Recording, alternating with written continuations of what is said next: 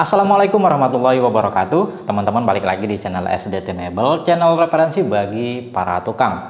Seperti janji saya kemarin, kali ini kita akan ngebahas kedua buah bor ini yang dimana bikin kita bimbang nih mau pilih yang mana. Ya, kedua bor cordless dari DCK. Yang pertama ini tuh adalah yang KDJZ 2310i.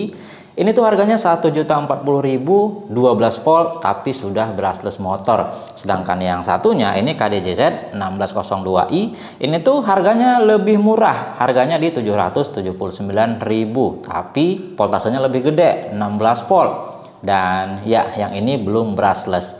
Ya, masalah performa tentunya kemarin teman-teman udah lihat ya reviewnya masing-masing dari kedua bor ini. Bisa dikatakan walaupun beda harga, beda voltase, tapi tenaga bisa dikatakan sama ya. Jadi untuk feel, performa, dan ya intinya sama aja gitu untuk tenaga dari kedua bor ini.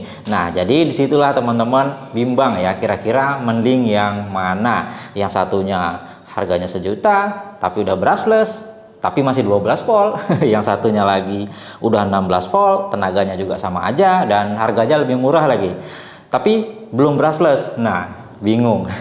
Oke, jadi di video kali ini kita akan cari jawabannya. Jadi saksikan terus video ini sampai selesai.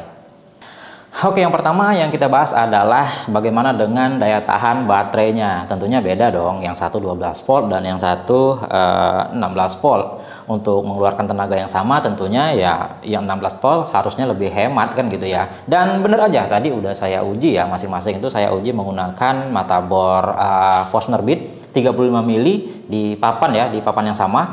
Itu saya coba untuk yang DCK 12 volt yang brushless itu tadi hanya mendapatkan 25,5 lubang saja ya. Sedangkan untuk yang berikutnya itu yang 16 volt juga saya uji dengan media yang sama, dengan mata bor ukuran yang sama tentunya ya. Dan ya, di situ saya mendapatkan lubang 40,5 lubang. Jauh ya, bedanya 15 lubang sendiri. Artinya ya, untuk yang 16 volt ini lebih hemat untuk baterainya ya, lebih 15 lubang dibandingkan yang 12 volt. Itu yang pertama. Nah, selanjutnya masalah pengecasannya, mana nih yang paling kencang. Nah, untuk masalah pengecasan ini punya DCK yang 12 volt itu memang mantap sekali, kencang sekali ya. Charger bawaannya 3 ampere, sedangkan yang 16 volt ini hanya 1,3 ampere. Dari hasil uji coba saya tadi untuk yang 12 volt itu dari 0 sampai full memakan waktu hanya 35 menit 43 detik. Nah, sedangkan untuk yang DCK ini untuk pengecasannya dari 0 sampai full itu chargernya 1,3 ampere dan memakan waktu 1 jam 30 menit. Beda 1 jam sendiri ya, jauh sekali.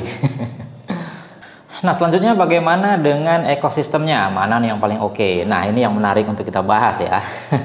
Ya, yang pertama kita bahas dari yang ekosistem 12 voltnya lagi. Nah, tentunya teman-teman udah tahu ya bahwasanya baterai 12 volt dari Dongcheng itu banyak sekali yang udah beredar di pasaran. Kita lihat aja contohnya dari brand DCA-nya aja lah, DCA ataupun Dongcheng ya. Itu seperti board cordless-nya yang 12 volt dengan tipe ADJZ 1010 atau ada impact driver-nya dengan tipe ADPL 028. Nah, ini tuh bisa dikatakan adalah penerusnya yang versi brushless-nya. Walaupun yang udah dikeluarin cuman DCK-nya doang. DCA Dongcheng belum ada ngeluarin ya. Tapi ini masih keluarga besarnya baterai voltase 12 voltnya, jadi mereka bisa saling share. Ya, tidak menutup kemungkinan untuk kedepannya DCK juga keluarin impact drivernya yang versi brushless. Mantap kan? Nah, tapi kalau kita bahas untuk yang versi 16 voltnya ini tuh untuk ekosistemnya sama sekali belum ada ya, selain bor cordless-nya ini doang. Ya, memang bor cordless-nya ada dua jenis, ada yang impact dan ada yang tanpa impact. Tapi dua-duanya juga bor dan baterainya cuma bisa untuk kedua alat itu aja. Dan bisa saya katakan untuk ekosistemnya ini belum ada ya. Jadi kalau kita bahas masalah ekosistem, mana yang paling menarik, paling lengkap, paling komplit, jelas DCK yang 12 volt ini dari Dongcheng itu yang ekosistemnya paling mantap. Ya, jadi intinya mana nih yang paling worth it? Ya, kalau ditanya mana yang paling worth it, kedua-duanya ini worth it ya, udah sesuai sekali dengan harganya. Apa yang kita bayar dengan apa yang kita dapatkan, itu kedua-duanya udah bener-bener worth it sekali. Brand lain saya rasa belum ada yang se-worth it ini ya. Bahkan DCK-nya sendiri, ya bukan DCK, DCA-nya sendiri setelah kemunculan DCK ini, saya rasa jadinya agak-agak overpriced gitu ya. Karena harganya ya bisa diakui sih untuk DCK ini dia lebih murah. Cek aja kalau nggak percaya.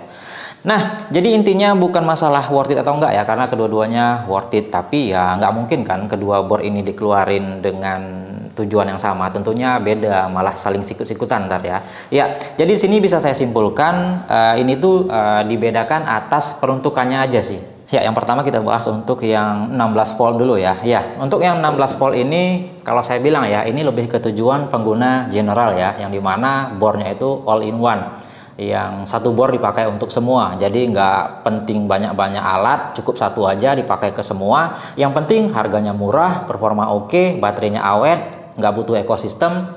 Ya, ini tuh cocok sekali ya. Sedangkan untuk yang 12 volt ini kalau menurut saya lebih diarahkan ke profesional user, yang dimana penggunanya itu udah tahu benar-benar segmen sebuah board cordless ya. Board cordless itu yang 12 volt untuk apa, yang 16 volt, yang 20 volt untuk apa, dan itu dibedakan di situ ya. Dan ya tentunya board cordless 12 volt itu bagi profesional user bukan untuk yang berat-berat, melainkan untuk yang kerja-kerja ringannya. Untuk kerja beratnya ada lagi yang 20 volt atau yang ke atas seperti itu ya. Ya, itu bisa didukung, bisa dilihat dari pengecasannya yang cepat, teknologinya udah brushless, tidak perlu perawatan ya. Dan ya intinya itu sih tujuan penggunaannya, perbedaan dari kedua board ini. Tentunya teman-teman udah bisa nilai sendiri ya, kira-kira mana yang cocok untuk teman-teman ya. Jadi kedua board ini dibedakan atas ya peruntukannya aja sih. Masalah worth it atau enggaknya, seperti yang saya bahas tadi, kedua-duanya udah sangat worth it.